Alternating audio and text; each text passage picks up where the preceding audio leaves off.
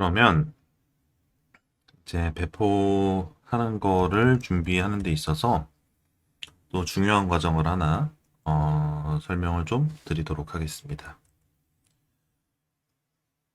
여기 보시면은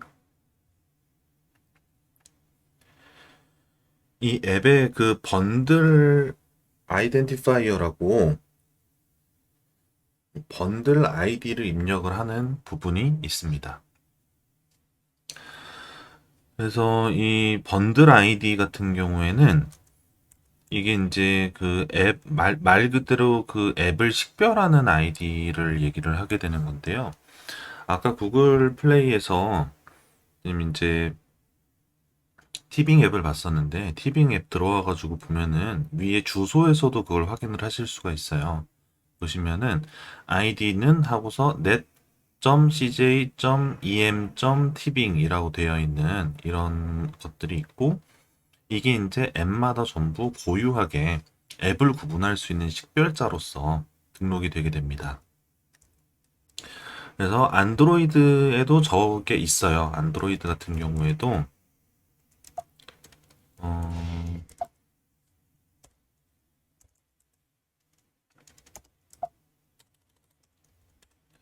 안드로이드도 여기 그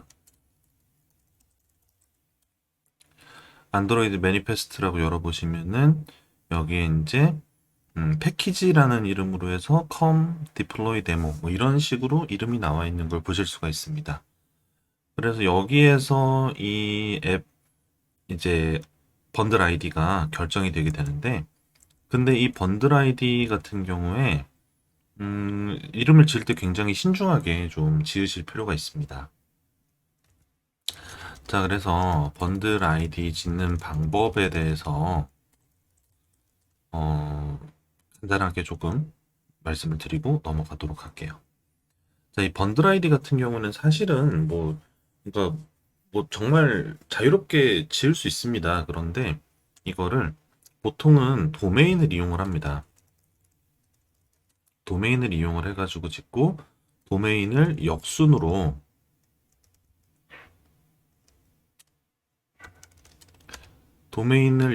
만들어서 사용을 해요. 그러니까 이제 도메인이 이제 뭐 이런 식으로 도메인이 있었다라고 하면은 실제로 뭐 이제 이거는 메인 도메인이니까 앱을 만들게 되면은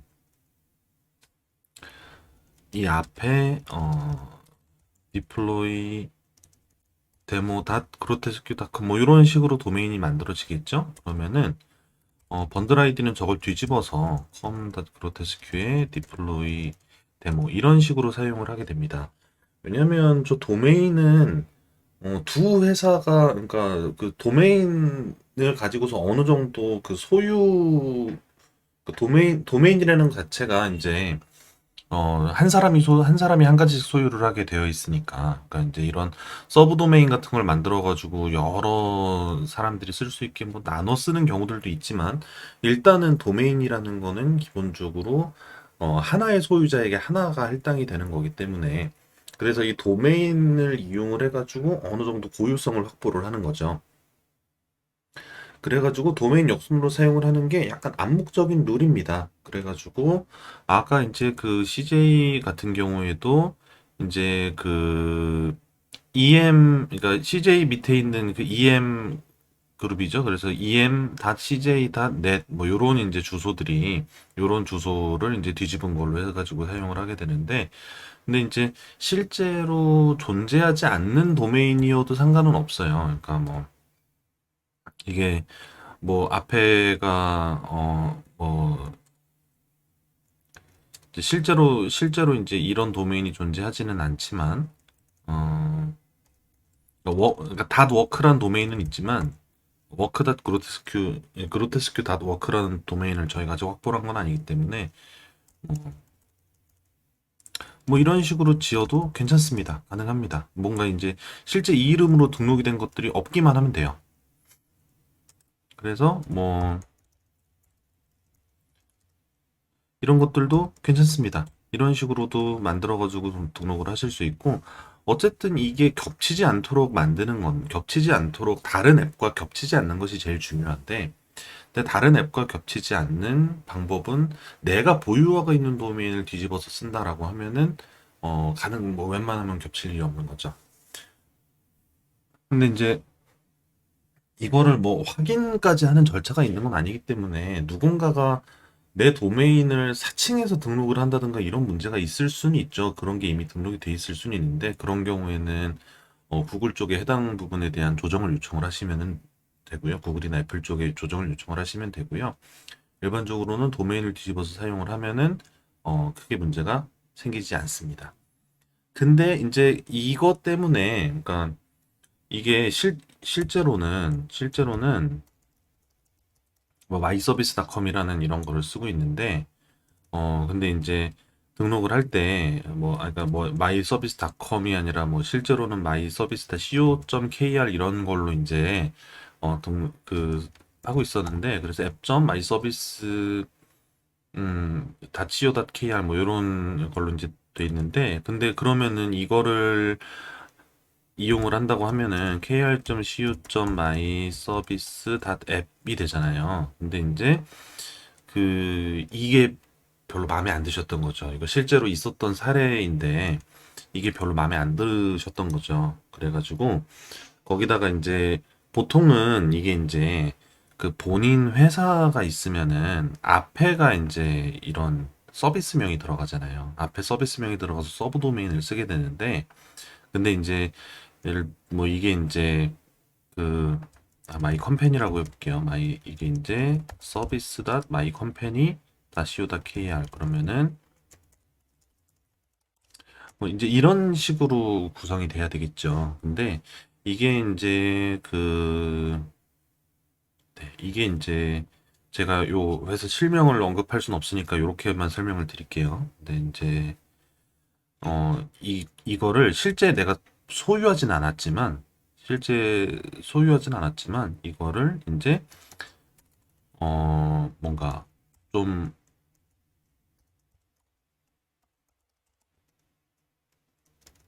이런 식으로 이제 보유하지 않은 도메인인데 이렇게 써가지고 등록을 하기를 원하신 거예요. 그래가지고 실제로 그렇게 하셨어요.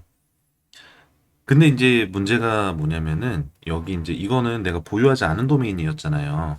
보유하지 않은 도메인이고 근데 이제 이거를 사용을 한 거잖아요. 근데 이거를 할 때 확인을 한번 해봤으면 좋을 텐데 이게 이제 그러면 이걸 다시 뒤집으면은 이제 뭐 스페셜 서비스 닷컴이란 도메인이 되는 건데 이 도메인이 그 중국에 있는 도박 사이트 도메인이었던 거예요. 근데 그 확인을 안 해본 거죠. 그래가지고 이거를 실제 구글 쪽에 심사를 들어갔는데 구글 쪽에서 심사를 하다가 구글 쪽에 이제 심사하는 심사관이 이제 사람이 심사를 하니까 심사관이 이 사이트를 들어가 본 거예요. 이 사이트를 들어가서 중국 도박 사이트잖아요. 중국 도박 사이트인데 이 앱이 지금 전혀 다른 성격의 앱이 업로드가 된 거죠. 그래가지고 의심을 하기 시작을 했어요. 이게 이제 사실은 도박 사이트에서 만든 건데 이거를 앱을 이제 배포를 한 다음에 뭔가 이제 그 내용을 막 바꿔치기를 해가지고 이게 다른 앱인 것처럼 등록을 한 다음에 도박 사이트 도박 앱으로 어 변칙 운영을 하려고 하는 게 아닌가라는 이제 의심을 받아서 그래서 이제 근데 그게 그냥 의심이 된다고 해가지고 실제로 그렇게 뭔가 뭐 반려를 한다든가 이런 처리를 할 수는 없어요. 할 수는 없는데 대신에 모든 종류의 까다로운 검사는 다 받은 거예요. 그래가지고 아주 오랜 시간에 걸쳐서 심사를 받아가지고 등록이 된 적이 있었습니다. 그래서 이게 이제 그 도메인 역순을 사용을 한다는 게 어떤 의미인지를 이제 그 해당 회사에서는 좀, 제, 그렇게까지 깊게 생각을 안 하셨던 거죠. 근데 이제 그런 사례들이 있습니다. 그리고 이런 이제 그 과정들을 설명을 듣고 나면, 충분히 그렇게 오해를 할 수 있겠다 싶기도 하잖아요. 심사관 입장에서는. 그래서 이런 문제들이 있기 때문에 번들 아이디는 굉장히 중요합니다. 그러니까 다른 내가 이름을 함부로 막 지으면은, 그러니까 뭐 지금 이제 설명드린 경우에는 뭐 중국에 있는 도박 사이트 때문에 이제 그분이 조금 피해를 보게 된 경우지만, 근데 이제 뭐 반대로 내가 이제 그냥 없는 걸로 대강 지어가지고 등록을 했는데 나중에 실제로 누군가 그 도메인을 구입을 하고 사용을 하고 그래가지고 그 사람이 나중에 앱을 등록하려고 보니 등록돼 있는 번들 아이디가 있다 뭐 이런 문제들이 발생을 할 수도 있겠죠. 그래서 그럼 또 본의 아니게 등록하는 시점에서 문제가 없었지만은 결국 결과적으로는 좀 다른 사람들한테 피해를 주게 되는 거니까 그래서 이런 부분들은 굉장히 조심하시는 것이 좋습니다. 자, 그래서 이 번들 아이디는 그런 식으로 이제 사용이 됩니다. 그래서 저희는 이 번들 아이디를 어떻게 할 거냐면은 저는 지금 어쨌든 지금 디플로이 데모라고 이름을 놨기 때문에 제가 제 뭐 개인 도메인으로 해가지고 자, 이렇게 번들 아이디를 만들어 보려고 합니다. 이렇게 한번 등록을 해보겠습니다. 자, 이게 이제 그 번들 아이디 같은 경우에는 생성할 때부터 입력을 할 수도 있는데 지금은 이미 생성이 됐잖아요. 그리고 대부분은 생성하는 시점에서 넣는 거를 잘 안 하시는 경우가 많아요. 그거 간단한 테스트로 시작했다가 그게 프로젝트로 만들어지는 경우들이 많잖아요. 그래가지고 음, 여기 잠깐만요. 여기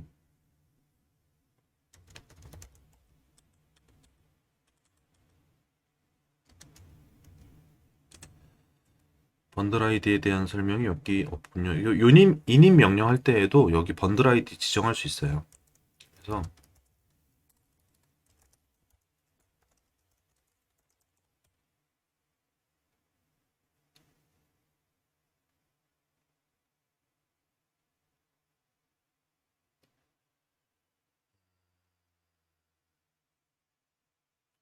도움말에도 빠져 있군요. 아무튼 지정할 수도 있습니다. 근데 대부분 지정을 안 하고서 일단 시작을 하시기 때문에 나중에 변경을 하셔야 되는 경우들이 많고요.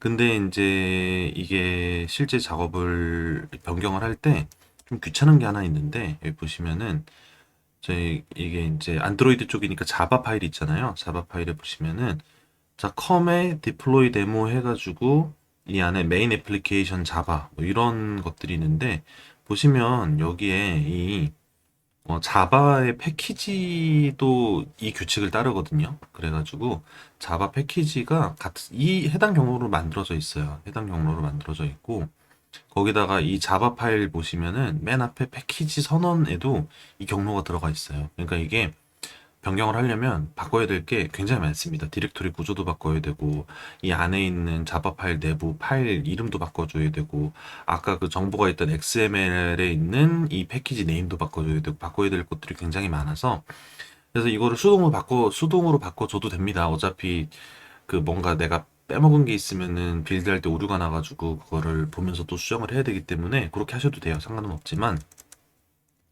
저희가 조금 편리하게 npm에 등록되어 있는 패키지가 있습니다. npm에 등록되어 있는 패키지 중에서 리액트 네이티브 리네임이라고 있어요.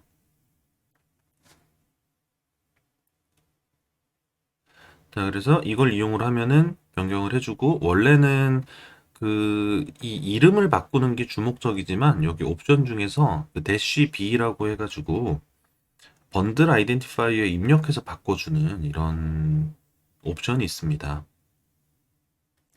그래서 이거 내용대로 한번 바꿔볼게요.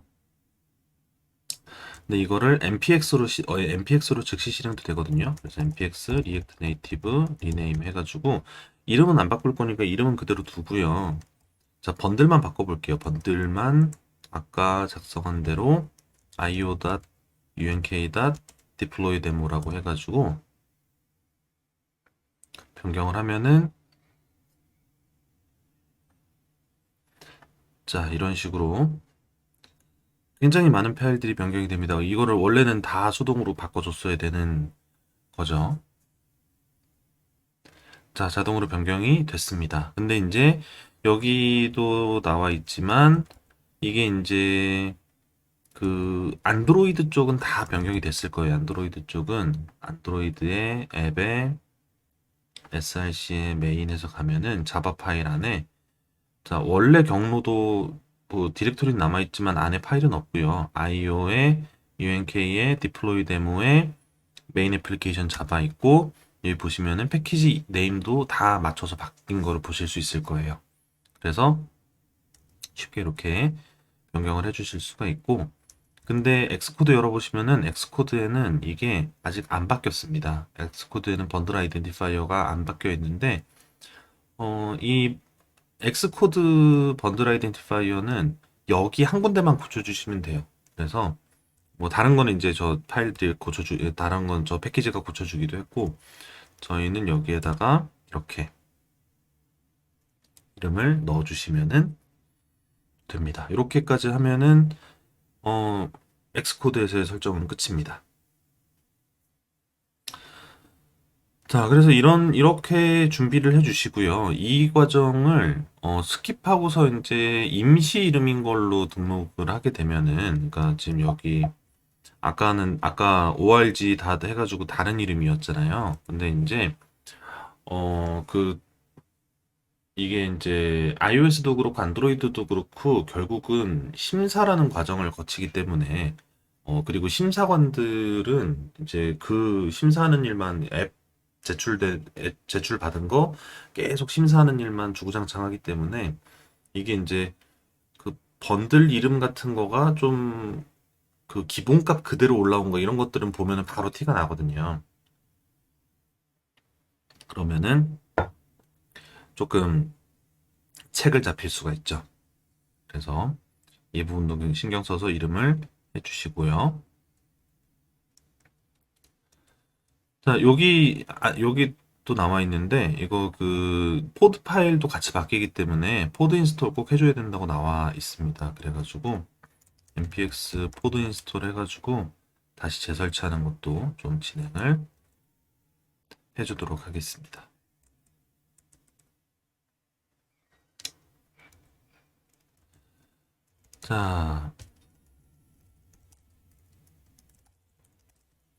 자, 구글 플레이 디벨로퍼 콘솔 한번 들어가 보도록 하겠습니다.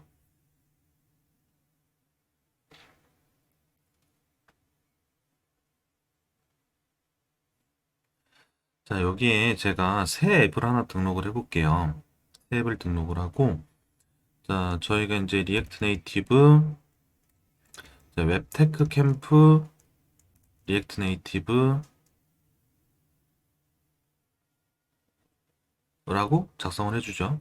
자, 그리고 지금 언어는 한국어로 바꿔도 되고, 이거는 이제 실제 앱이 어떻게 되어 있느냐의 내용보다는 사람들한테 보여지는 내용이기 때문에, 그래서 기본 언어, 지금은 영어로 두겠습니다. 그리고 이게 앱이냐 게임이냐, 구글 플레이를 실제 가보시면은 구글 플레이에 이제 아예 카테고리가 큰 카테고리로 게임 앱 나눠지잖아요. 그것 때문에 이게 이제 어느 쪽이냐, 그래서 앱이다 선택해주고 유료인지 무료인지 무료 선택해주고 근데 이게 이제 게시하기 전까지는 할 수 있는데 게시한 다음에는 무료인 걸 유료로 바꿀 수 없다라고 안내 나와 있습니다.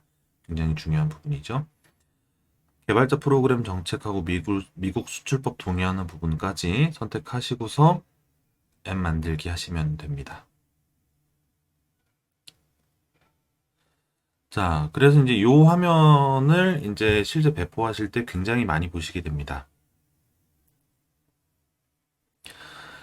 근데 이제 여기 보시면은 여기는 이제 앱을 최종적으로 배포할 때만 사용을 하는 거는 아니고요. 앱을 이제 테스트하는 과정에서부터 여기를 사용을 하시게 됩니다. 그리고 그렇게 하시는 게 좋아요. 그거를 늘 언제나 굉장히 강조해서 권장을 드립니다. 프로젝트 초기부터 여기에 등록을 해두시고 하는 게 가장 좋아요.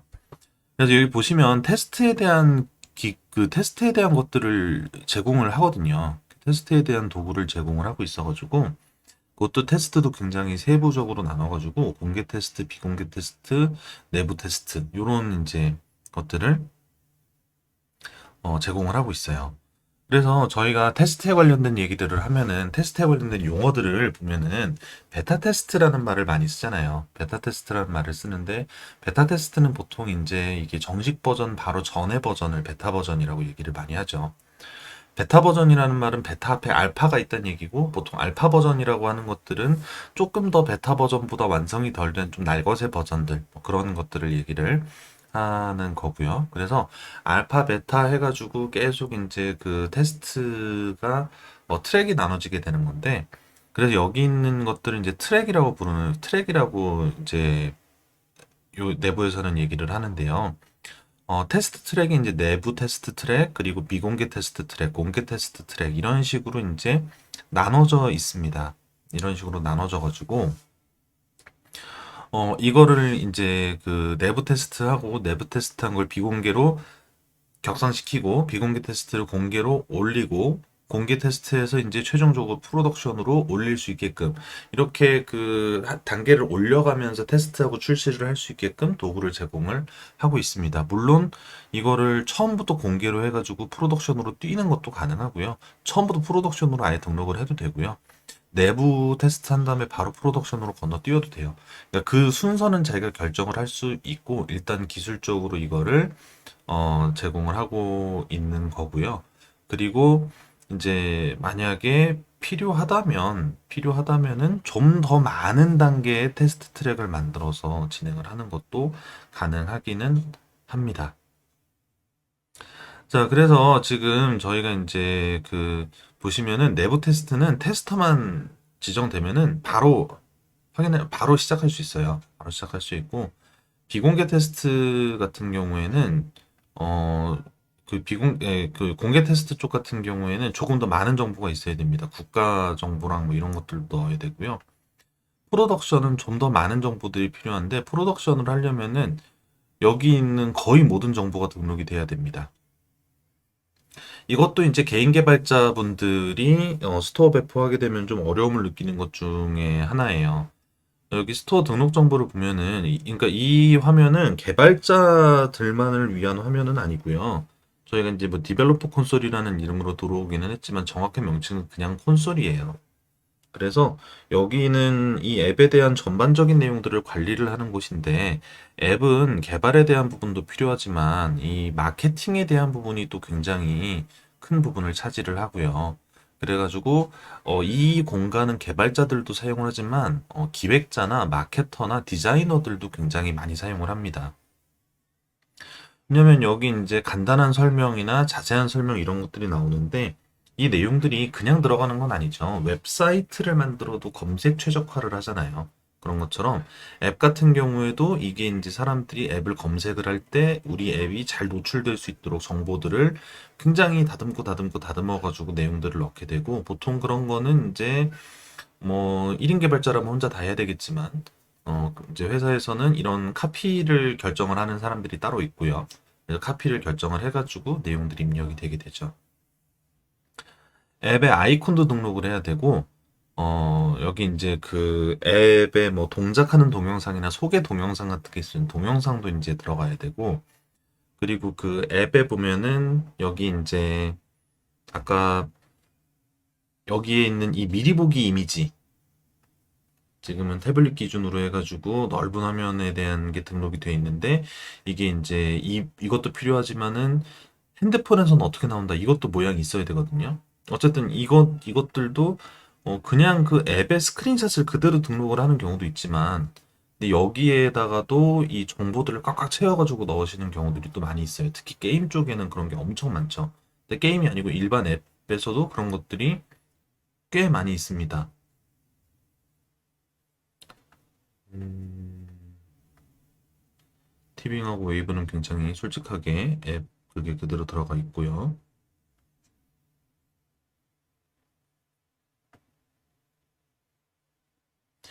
뭐 틱톡 같은 거 보면은 스크린샷도 스크린샷이지만 사실 뭐 이거는 약간 그 틱톡에 좀 자신감이 보이는 부분이기도 한데 뭐 이 앱을 뭐 설명하고만 하는 막 그런 것들보다는 이제 여기 이제 이런 그 광고 카피 같은 거 보여주는 걸 좀 더 중점을 두고 있기는 한데 어쨌든 이것도 이제 일종의 마케팅 요소잖아요. 그죠? 그래서 이제 이거를 마케터와 디자이너들이 저런 내용들을 등록을 해 줘야 되고요. 왓챠도 내용을 잔뜩 넣어놨네요. 그래서 이런 내용들이 들어가야 됩니다. 그래서 이런 내용들을 입력하는 것들은 이제 그 해당 담당자들이 또 작업을 해줘야 하고, 그리고 이 만약에 유료인 경우에는 결제하는 상품 설정도 되어야 하고요. 그리고 그 무엇보다 중요한 거는 지금 이게 광고가 있다 없다 이런 정보들 넣어줘야 됩니다. 그리고 그 앱의 권한 같은 것들도 이제 상세하게 어떤 권한이 필요하다 아니다 이런 것들을 다 넣어가지고 정보를 맞게 넣어줘야 되고요. 등급에 대한 것들도 입력을 해야 돼요. 이게 이제 몇 세가 사용할 수 있는 것이다 이런 것들을 이제 설정을 해야 되기 때문에 이런 것들도 굉장히 여기 있는 정보들 다 입력해 줘야 돼요. 그래서 앱을 배포하기 전에 할 것들이 굉장히 많죠. 근데 이거는 이제 프로덕션 단계에서 시작 필요한 거고 우리는 내부 테스트만 할 거거든요. 실제 이거를 이제 테스터들한테 전달하고 뭐 이런 작업들만 할 거란 말이에요. 그래가지고 저희가 할 일은 테스터 선택 한 가지밖에 없습니다. 자, 여기 가보시면은 여기 이제 그 테스터라고 해가지고 여기 이제 테스트할 사람들의 이메일을 쭉 등록을 해가지고 저는 이제 뭐 저 지금 혼자밖에 없으니까 지금 요 계정에는 제 개인 계정이라서 제 개인 계정이니까 뭐 웹 뭐 회사 내에 있는 테스트 뭐 이런 게 지금 하나도 등록이 안 돼 있는데요. 어쨌든 여기 이제 이런 것들을 해놓고 이게 이제 좀 큰 조직에서는 굉장히 여러 테스터 팀이 존재하는 경우도 있죠. 그래가지고 그런 것들이 이제 그룹으로 따로 나눠져 있다면은 필요한 테스터들을 각각 선택을 해주고 그런 다음에 여기 그 뭐 이메일 주소 같은 게 보통 이거 넣어도 이거를 찾아가지고 이메일을 보내는 경우는 보통 없고 내부에서 사용하는 이슈 트래커 같은 걸 통해서 받는 경우가 많겠지만 그래도 비워놓으면은 넣으라고 하기 때문에 이것들을 넣어놓고 자 내부 테스트는 요거까지 하면 끝입니다. 그래가지고 여기 이제 새 버전 만들기 해서 여기에다가 그 앱 번들을 입력을 해주면 됩니다. 아까 저희가 그 빌드를 한 거는 이전 번들 아이디로 만든 거기 때문에 여기 다시 만들어 줄게요. 그래가지고 자 그레이들의 번들 릴리즈 해가지고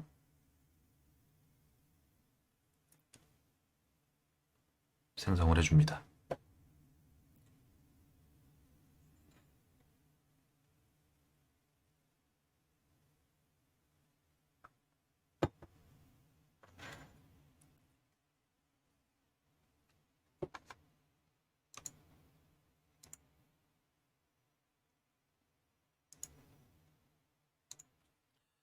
자 됐고요. 이제 여기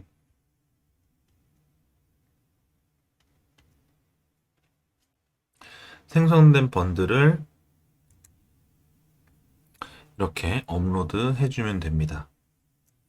출시명은 웹테크 캠프 리액트 네이티브라고 이름 이렇게 넣어주고 밑에 출시 노트는 언어별로 넣도록 되어 있는데 뭐 지금 기본 언어 있는 거에 맞춰가지고 내용들 넣어줍니다. 이게 이제 업로드를 하고 업로드가 된 다음에 이게 이제 그 검사를 해요. 그 어느 정도 이제 이게 제대로 생성이 됐는지 뭐 문제가 없는지 최소한의 자동화된 검사들을 어느 정도 진행을 하게 되고요.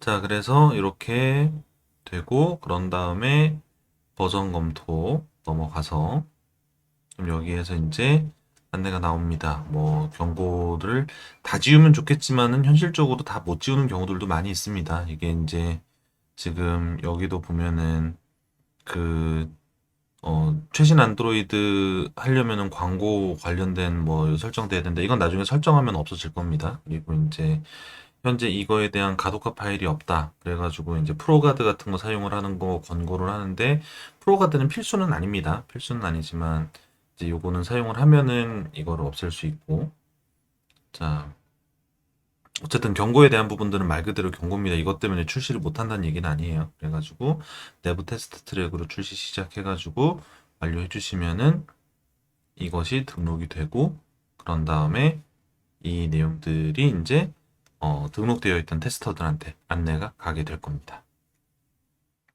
그러면은 이제 그 테스터들은 그 안내받은 절차에 따라서 이 앱들을 설치를 하고 이 앱을 깔아가지고 설치를 하실 수가 있어요. 여기 이제 테스터 쪽 가서 보시면은 여기 링크 복사할 수 있게 돼 있고 링크 복사를 해가지고 실제 들어가 보면은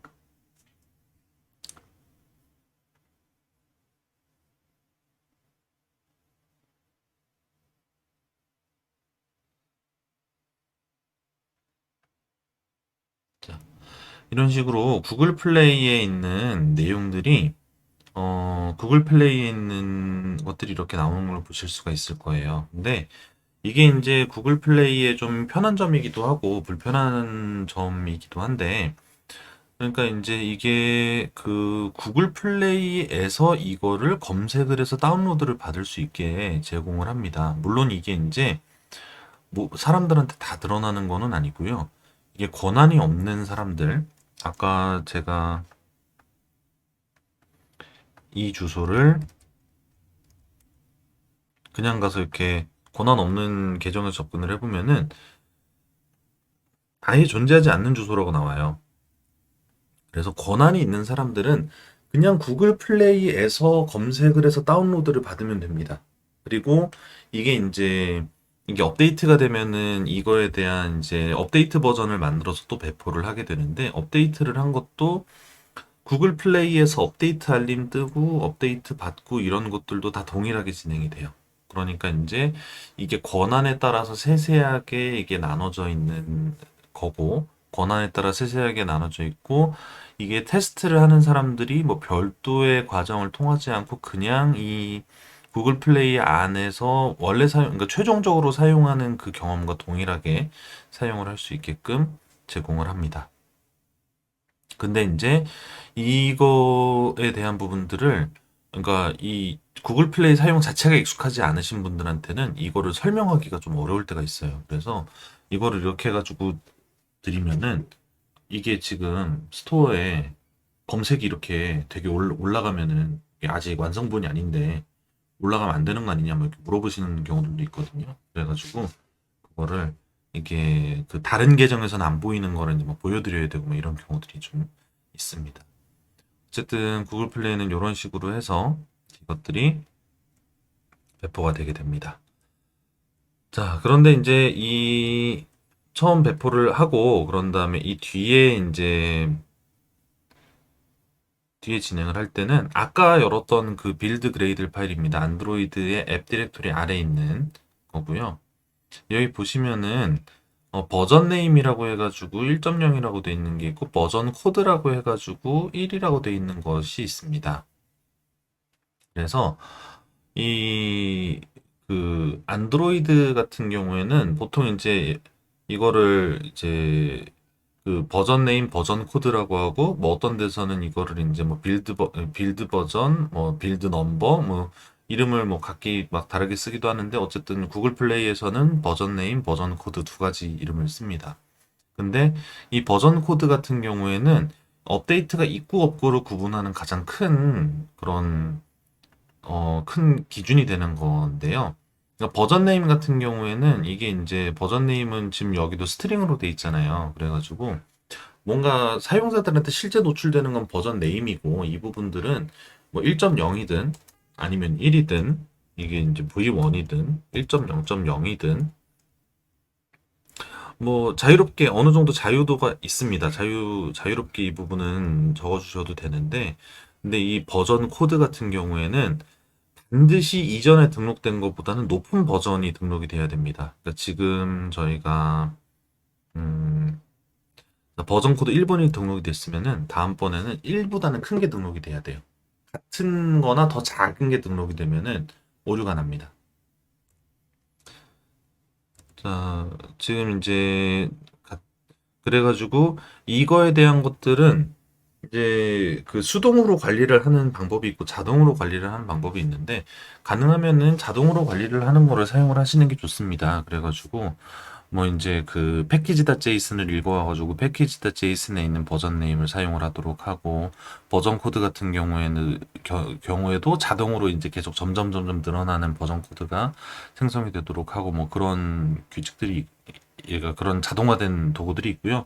자동화된 도구를 사용하려면은 사용을 하시고요.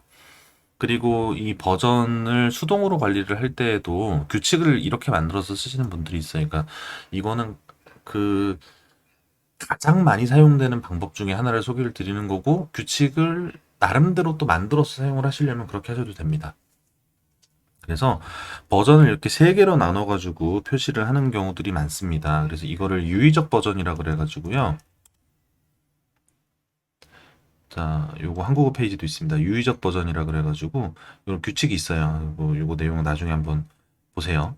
근데 이거를 정확하게 지키는 건 아니지만은 앞에가 이제 중요한 버전, 중간 게 그 다음 중요한 버전, 끝에 게 제일 사소한 업데이트 뭐 요 정도로 이제 나눈다고 생각을 하시면 되는데 그래서 이런 형태로 나눠진 거 많이 보셨을 거예요. 그래서 1.0.0 이렇게 되는 것들도 있고 뭐 요새는 이제 0 버전 해가지고 1.0 나오는 데까지 굉장히 오래 시간을 두는 곳들이 있죠. 아니면은 그냥 굉장히 수시로 버전을 앞에 메이저 버전을 막 올려가지고 메이저 버전이 막 100 버전대 넘어가고 막 이런 것들도 있고요. 어쨌든 이거를 앞에 이제 메이저 버전, 마이너 버전, 패치 버전 이런 식으로 이름을 붙여가지고 부르는데 이 메이저 버전을 이제 이렇게 1.2.3이다라고 하면은 이 메이저 버전을 10,000번대 그리고 이제 이 그 마이너 버전을 100번대 그리고 여기 있는 이 패치 버전을 1번대 이렇게 나눠서 쓰시는 경우들이 많아요. 이 규칙을 정해가지고 보면은 10, 20, 32 버전 코드가 되는 거죠. 왜냐하면 보통은 이 버전 네임 같은 경우에도 이게 역행하는 경우는 없어요.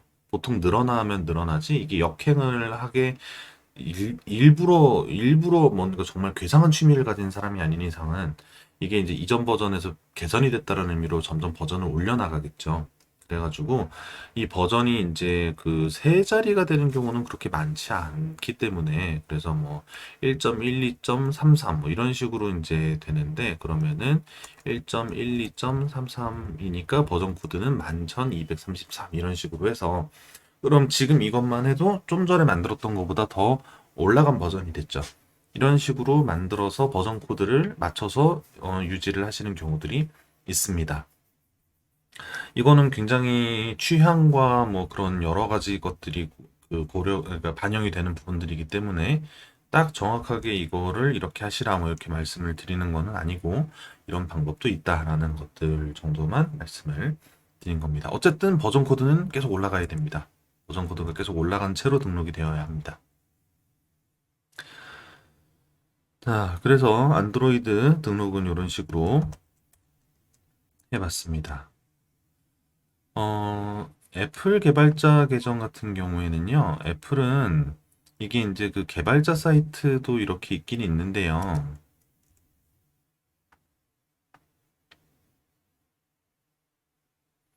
자, 애플 개발자 계정은 굉장히 좀 그러니까 애플 개발 전체에 대한 것들을 다 다루는 곳이에요. 그러니까 애플 전체라고 하면은 이게 이제 맥용 앱 개발도 하고요. 애플 TV 개발도 거기에 들어가고요. 어, 이제 그 여러 가지 것들이 이제 들어가게 되잖아요. 그래가지고 이 그러니까 iOS용 모바일용 애플리케이션에 대한 것들을 다루는 곳은 앱스토어 커넥트라는 곳이 따로 있습니다. 그래서 로그인 한 다음에 앱스토어 커넥트 이렇게 이동을 해보시면은 여기 이제 앱을 관리하는 화면을 이렇게 만나실 수가 있습니다. 그래서 저 여기에다가도 앱을 하나 등록을 해볼게요. 그래서 앱을 새로 생성을 하고 플랫폼은 여기도 맥OS 관리를 하긴 하는데 주로 이제 스토어에 관련된 관리를 여기서 하신다고 생각을 하시면 될 것 같아요. 웹테크 캠프 리액트 네이티브라고 해놓고 기본 언어는 아까는 영어 했으니까 이번에는 한국어 해볼게요. 한국어 그리고 번들 아이디 여기서 입력을 해야 되는데 번들 아이디를 여기서 선택을 하게끔 돼 있는데 이게 이제 그 여기 인증서 식별자 프로파일에서 새 번들 아이디를 등록하십시오라고 돼 있어가지고 요 링크를 들어가 보면은 아까 그 애플 개발자 사이트가 나옵니다. 결국 양쪽을 다 들어가야 된다는 얘기입니다. 자, 그래서 처음부터 여기서 등록을 하고 오시는 게 나아요. 어차피 이거 그 새로 고침하면은 새로 고침하려면 이 내용 다 날라가거든요. 그래가지고 전 다시 취소하고 여기서 그 인증 아이디 프로파일 아까 한글로 써져 있던 거기죠. 이렇게 해서 자, 그 아이덴티파이어를 새로 등록을 해줍니다. 아이덴티파이어 등록해가지고 자, 앱이냐 서비스냐 패스냐 오더냐 웹사이트냐 뭐 종류가 많습니다. 그중에 앱 아이디로 해서 등록을 하고요. 앱하고 최근에 앱 클립 기능 추가가 돼가지고 선택하게 되어 있는데 저희는 앱 클립하는 건 아니고 앱이니까 앱으로 선택해주고 그런 다음에 여기 이제 설명하라고 나와 있는 설명을 어느 정도 써주라고 나와 있는데 디플로이 데모라고 저는 설명 써주고 그런 다음에 여기 번들 아이디 넣는데 번들 아이디는 아까 작성한 대로 그대로 이렇게 입력해 주겠습니다.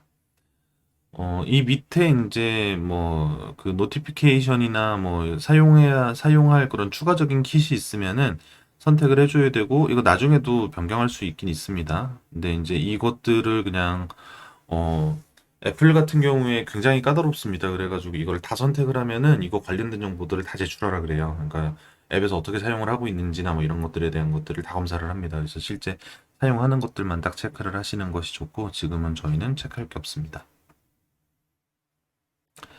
자 해서 앱을 등록을 해주고요.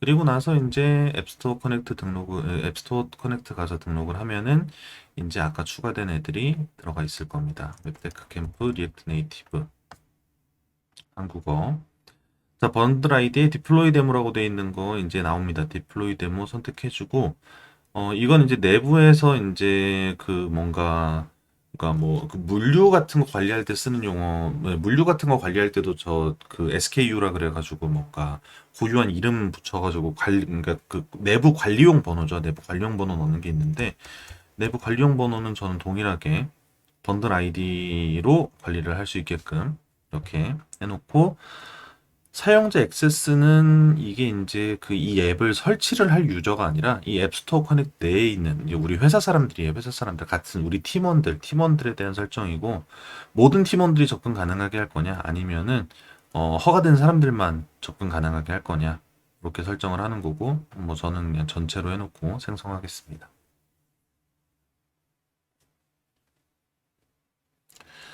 그래서 이거를 미리 이렇게 만들어 놓으면은 여기도 굉장히 많은 정보들이 들어가야 됩니다. 여기도 이제 들어가고 애플은 또 굉장히 아주 꼼꼼하고 까다롭게 저 내용들을 다 받고요.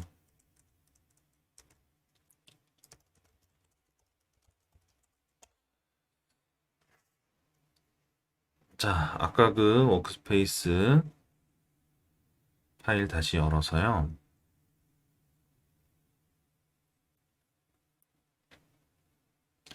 자, 여기에 이제 번들 아이덴티파이어 아까 설정 그대로 돼 있고 어, 여기 이제 중요한 게 그 이 사이닝 작업을 오토로 설정을 할 수가 있습니다. 그래서 오토로 설정을 할 수 있으면 오토로 설정을 하시는 게 제일 좋아요. 그러면은 거의 모든 과정들을 이 엑스코드가 알아서 해주기 때문에 굉장히 유용하고 편리합니다. 이렇게 해놓고 자 프로덕트에 아카이브 해가지고 것들을 다시 아카이브를 시켜주도록 하겠습니다. 근데 아까랑 똑같은 패키지 관련 오류가 났습니다. 해결해주고 가입합니다.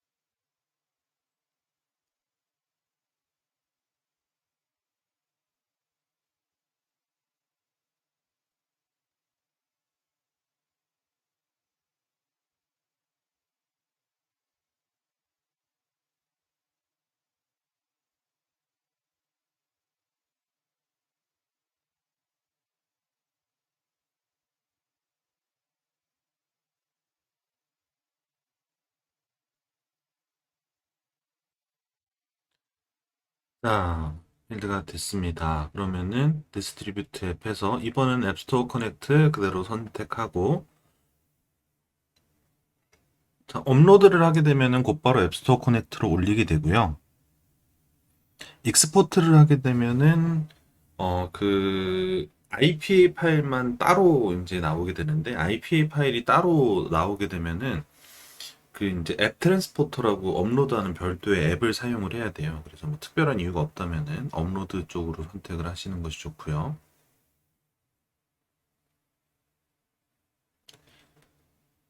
그러면 이제 로그인, 그러니까 뭐 실제로 그 앱스토어 이제 로그인해서 인증하거나 뭐 실제로 그 번들 아이디가 등록이 돼 있는지 여부랑 앱스토어 커넥트 아까 내가 만들어서 등록해놨던 거에 이제 연결하는 거랑 이런 과정들은 전부 다 자동으로 진행이 됩니다.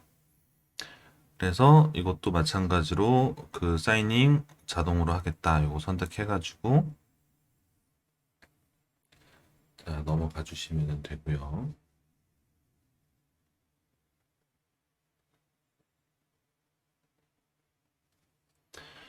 자, 다 준비됐습니다. 준비됐고, 이제 업로드 눌러주면은, 이제 최종적으로 이 패키지 뭐 분석하고, 뭐 이제 해당 내용들 업로드하고, 이런 과정이 진행이 되게 됩니다.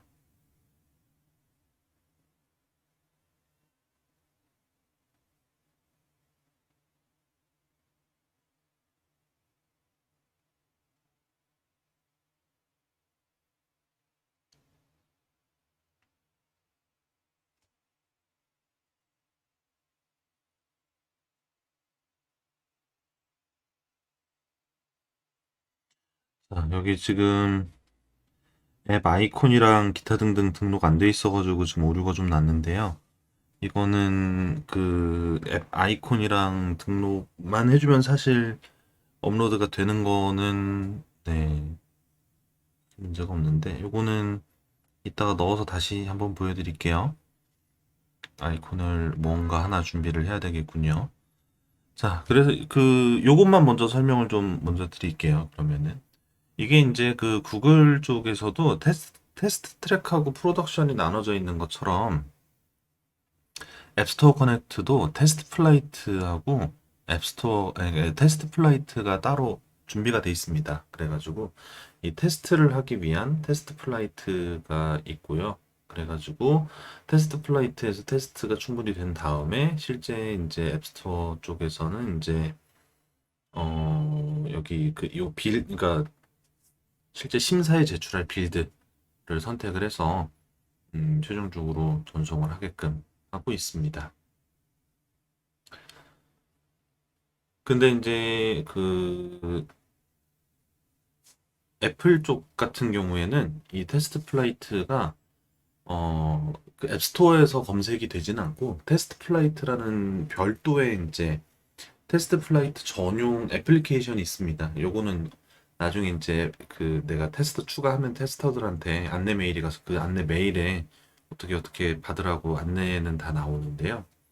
그래서 이 테스트 플라이트는 애플 같은 경우에는 별도의 테스트 도구를 이용을 해서 해당 내용을 진행을 하게끔 그렇게 하고 있습니다. 이거는 이따가 아이콘을 준비를 해가지고 다시 보여드릴게요. 이 아카이브랑도 다시 해야 되네요. 어쨌든 이거를 아이콘 넣으면은 아이콘 할당이랑 하면은 이 빌드를 다시 해야 되거든요. 그래가지고 얘는 사용하지 않을 겁니다. 가입 해버리고 딜리트 해버리고 자, 그래서 요거 이제 스토어에 그 테스트를 목적으로 올리는 방법까지 저희가 알아봤습니다.